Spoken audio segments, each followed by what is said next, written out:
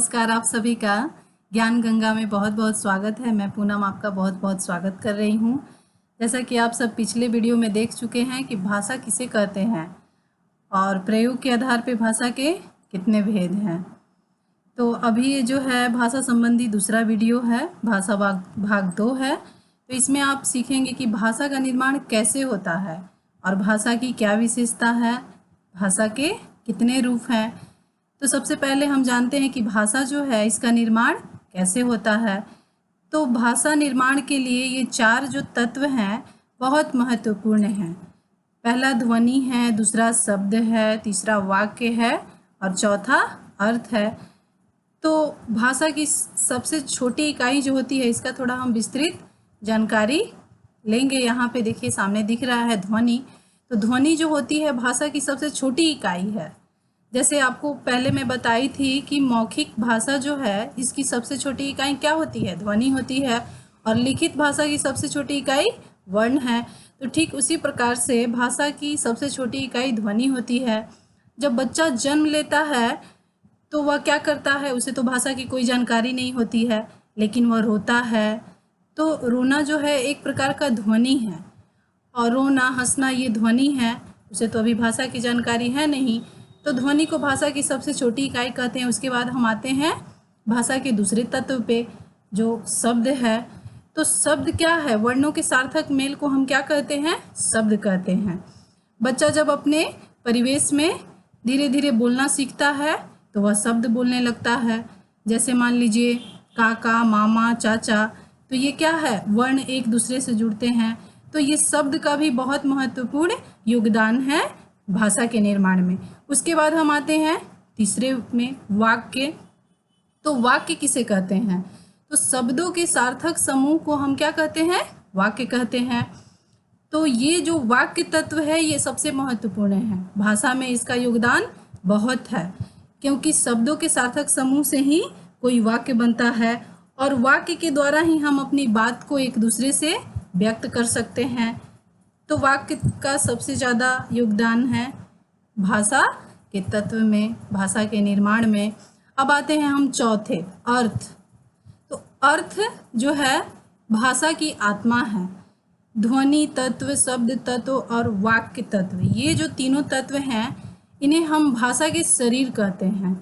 लेकिन अर्थ को हम क्या कहते हैं, ये भाषा की आत्मा है। क्योंकि यदि मनुष्य के द्वारा बोली गई भाषा का जब कोई अर्थ ही नहीं होगा तो केवल वह क्या करेगा, वह भाषा हो जाएगा सिर्फ निरर्थक ध्वनियों का समूह। तो ये चारों तत्व हैं जो भाषा के निर्माण के लिए बहुत ज़रूरी हैं, बहुत आवश्यक हैं। तो इसको आप अपने कॉपी में नोट डाउन कर लीजिएगा या इसको याद कर लीजिएगा कि भाषा के कितने तत्व हैं। इससे प्रश्न भी बन सकते हैं कि भाषा के निर्माण में कितने तत्व हैं, तो 4 हैं। पहले तत्व क्या है, ध्वनि है। दूसरा जो है तत्व शब्द है। तीसरा वाक्य है और अंतिम जो है अर्थ है। इन चारों तत्व के बिना भाषा अधूरा है। तो आपको पहले ध्वनि, क्योंकि ध्वनि जो है बच्चा जब जन्म लेता है तो रोता है, उसके मुख से ध्वनि उत्पन्न होता है, आवाज़ उत्पन्न होती है। धीरे धीरे वह क्या करता है, बोलना सीखता है, तो वह शब्द बोलना शुरू करता है। उसके बाद धीरे धीरे वह शब्दों को छोटा छोटा करके, जैसे है कि मम्मा, काका, तो ये तो शब्द हो गए, मम्मा, काका, चाचा, दादा। लेकिन जब बच्चा जैसे जैसे परिवेश में बड़ा होता है वह वाक्य में बोलना सीखता है। जैसे मुझे भूख लगी है, तो ये एक सेंटेंस हो गया, ये एक वाक्य हो गया।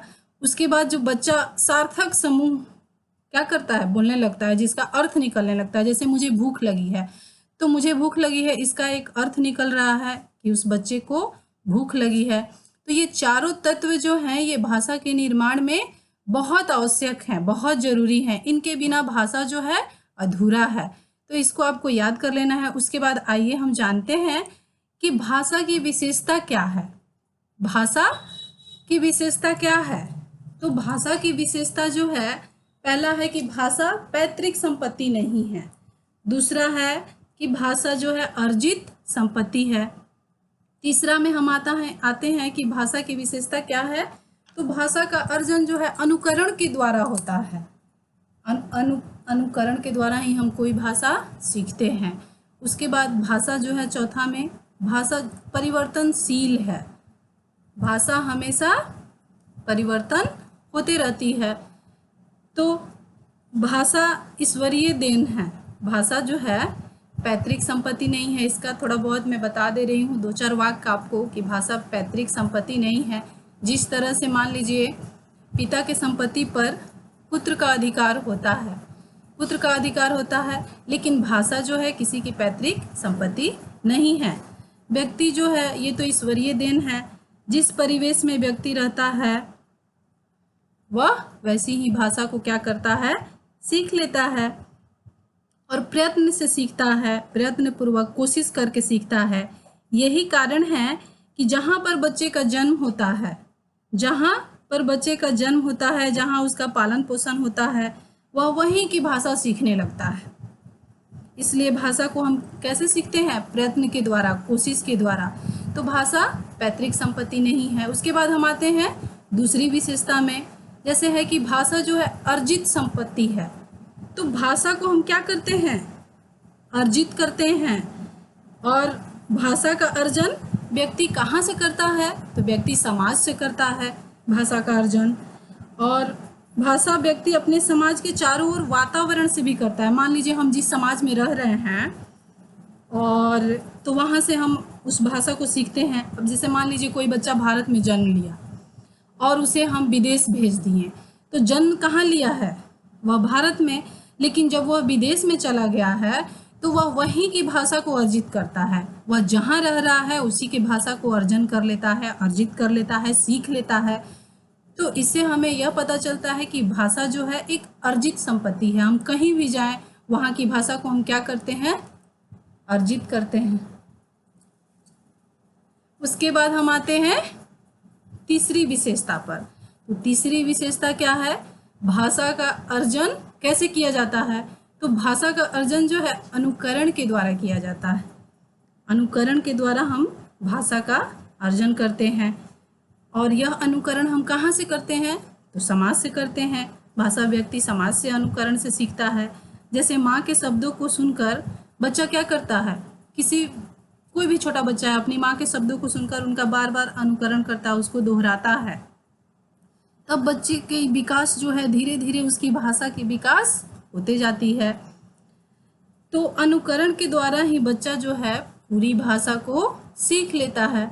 तो भाषा का अर्जन हम अनुकरण के द्वारा ही करते हैं। उसके बाद हम आते हैं कि भाषा जो है परिवर्तनशील है, चौथी विशेषता में। तो भाषा हमेशा समय के अनुसार परिवर्तित होते रहती है। भाषा जिस तरह से नदी की धारा निरंतर चलती रहती है, ठीक उसी प्रकार नदी की धारा की तरह भाषा भी प्रवाहित होते रहती है। इसके कई कारण हो सकते हैं इसके लिए परिवर्तन के। भाषा मानव जीवन के साथ साथ बदलती है। जहाँ पे भाषा, जैसे मान लीजिए अब आते हैं हम क्या, ऐतिहासिक आधार पर भाषाओं की विविध रूप। इससे आपको पता चलेगा कि भाषा किस तरह से परिवर्तन होता है। अब इतिहास के आधार पर भाषा में हम परिवर्तन कैसे होता है इसको जानेंगे। जैसे मान लीजिए प्राचीन भाषा, सबसे प्राचीन भाषा हमारी क्या है, संस्कृत है, ये आर्यों की भाषा है। उसके बाद हमारी भाषा का जो है परिवर्तन हुआ, फिर पाली हुआ जो बौद्ध लोग की भाषा है, इसमें बौद्ध साहित्य लिखा गया है। उसके बाद प्राकृत भाषा आया, प्राकृत जो है जो जैन लोग की भाषा है। फिर उसके बाद अपभ्रंश भाषा का परिवर्तन हुआ, तो यह हिंदी का बिगड़ा हुआ रूप है। उसके बाद मध्यकालीन भाषाएं हैं। तो मध्यकालीन भाषाएं में ब्रज भाषा है, अवधी भाषा है। तो ब्रज भाषा जो है इसमें बहुत सारा साहित्य की रचना हुई है, जैसे सूरदास की सुर सरावली, साहित्य लहरी। और अवधी भाषा है तो अवधी भाषा में भी बहुत सारी रचनाएं हुई हैं मध्यकालीन में, जैसे पद्मावती है मलिक मोहम्मद जायसी का, ये भी अवधी भाषा में है। और सबसे सर्वश्रेष्ठ रामचरितमानस है जो कि अवधी भाषा में लिखी गई है। उसके बाद धीरे धीरे भाषा का परिवर्तन हुआ और फिर आधुनिक भाषाएं आई। आधुनिक भाषा में आपका खड़ी बोली हो गया, उसके बाद मानक हिंदी हुआ, अंग्रेजी हुआ, यानी कि अब जो बोली जाती है भाषा उसमें हिंदी और अंग्रेजी मिला करके। तो ये जो है इतिहास के आधार पे भाषाओं में परिवर्तन होते रहता है। तो भाषा को हम एक जगह बांध नहीं सकते। भाषा हमेशा नदी की धारा की तरह प्रवाहित होती रहती है। जो आपके सामने है कि प्राचीन भाषा, पाली भाषा, प्राकृत भाषा, अपभ्रंश भाषा, ब्रज भाषा, अवधी भाषा, फिर खड़ी बोली भाषा, उसके बाद धीरे धीरे भाषा का परिष्कार होते गया। और अभी हम सब जैसे बोलते हैं तो उसमें हिंदी भाषा, खड़ी बोली का भी मानक रूप, उसमें अंग्रेजी भी। तो ये सारी जो है भाषाओं का परिवर्तन है। उसके बाद हम आते हैं कि भाषा के विविध रूप हैं। भाषा के अनेक रूप हैं, इनमें से कुछ प्रमुख भाषा है जैसे प्राचीन भाषा। तो प्राचीन भाषा है, उसके बाद मातृभाषा है, फिर राजभाषा है, फिर राष्ट्रभाषा है, और अंतर्राष्ट्रीय भाषा है, और अंतिम में क्या है, विदेशी भाषा है। तो इसके बारे में भी हम थोड़ा बहुत जान लेते हैं। तो प्राचीन भाषा का अर्थ है वे भाषाएं जो अतीत काल में मानव समुदाय द्वारा प्रयोग में लाई गई थी। अतीत मतलब पहले की भाषाएं। जैसे प्राचीन भाषा अभी आप पहले जान चुके हैं कि संस्कृत, पाली, प्राकृत, अपभ्रंश, तो ये सब क्या है, प्राचीन भाषाएं हैं। उसके बाद हम आते हैं मातृभाषा। तो मातृभाषा हम किसे कहते हैं, जो भाषा माँ से सीखी जाती है उसे क्या कहते हैं, मातृभाषा कहते हैं। और बालक अपने परिवेश से ही मातृभाषा सीखता है। उसके बाद हम आते हैं राजभाषा में। तो राजभाषा जिस भाषा का प्रयोग राजकाज, शासन कार्य में किया जाता है उसे राजभाषा कहते हैं। तो हिंदी जो है हमारी राजभाषा है, और इसे यह गौरव प्राप्त हुआ था 14 सितंबर 1950 में। हिंदी को राजभाषा का गौरव प्राप्त हुआ था। उसके बाद हम आते हैं राष्ट्रभाषा में। तो राष्ट्रभाषा राष्ट्र की प्रमुख भाषा होती है, और भाषा के द्वारा ही एक राष्ट्र दूसरे राष्ट्र से अपना संपर्क जो है स्थापित करता है। और प्रत्येक राष्ट्र की, हर राष्ट्र की केवल एक ही राष्ट्रभाषा होती है। राष्ट्रभाषा का क्षेत्र जो है बहुत व्यापक होता है। राष्ट्रभाषा संपूर्ण राष्ट्र पर अपना आधिपत्य स्थापित करता है। राष्ट्रभाषा राष्ट्र को संस्कृति एकता में बांधने में समर्थ होती है। तो अभी तो हम सब मानते हैं कि हिंदी हमारी राष्ट्रभाषा है, लेकिन संविधान में राष्ट्रभाषा का अभी हिंदी को गौरव प्राप्त नहीं हुआ है। उसके बाद हम आते हैं अंतर्राष्ट्रीय भाषा। अंतर्राष्ट्रीय भाषा उसे कहते हैं जो पूरे विश्व के लोग जिस भाषा का प्रयोग अपने विचारों के आदान प्रदान में करते हैं, पूरे संसार के लोग, पूरे विश्व के लोग, उसे हम क्या कहते हैं, अंतर्राष्ट्रीय भाषा कहते हैं। तो पूरे संसार के लोग जिस भाषा का प्रयोग करते हैं अपने विचारों के आदान प्रदान में, उसे हम अंतर्राष्ट्रीय भाषा कहते हैं। और अंतर्राष्ट्रीय भाषा के रूप में अभी हम सब अंग्रेजी को यह गौरव जो है प्राप्त हुआ है। अंग्रेजी जो है हमारी अंतर्राष्ट्रीय भाषा है। उसके बाद हम आते हैं विदेशी भाषा। तो विदेशी भाषा हम किसे कहते हैं, जो भाषा विदेश में बोली जाती हैं वह विदेशी भाषाएं हैं। जैसे विदेशी भाषाएं, आधुनिक ज्ञान विज्ञान के संपर्क में आने के लिए विदेशी भाषा का ज्ञान जरूरी है। जैसे हमारे भारतवर्ष के लिए चीनी, जर्मन, फ्रेंच, अंग्रेजी आदि ये सब कौन सी भाषाएं हैं, विदेशी भाषा है। तो मातृभाषा के अलावा हमें विदेशी भाषा का भी हम ज्ञान प्राप्त करते हैं। क्यों ज्ञान प्राप्त करते हैं, क्योंकि विदेशी भाषा का ज्ञान हम इसलिए प्राप्त करते हैं कि हमारे जो है ज्ञान विज्ञान के लिए हम कभी विदेश में जाते हैं तो हमें विदेशी भाषा की ज़रूरत पड़ती है ज्ञान विज्ञान के क्षेत्र में। तो जो भाषा विदेश में बोली जाती है उसे हम विदेशी भाषा कहते हैं। तो आज के लिए बस आपको इतना ही। आगे जो में है, आगे मैं आपको हिंदी व्याकरण और व्याकरण के कितने अंग होते हैं और उसमें वर्ण विचार के बारे में इस पर मैं चर्चा करूँगी। तब तक के लिए आप सबका बहुत बहुत धन्यवाद।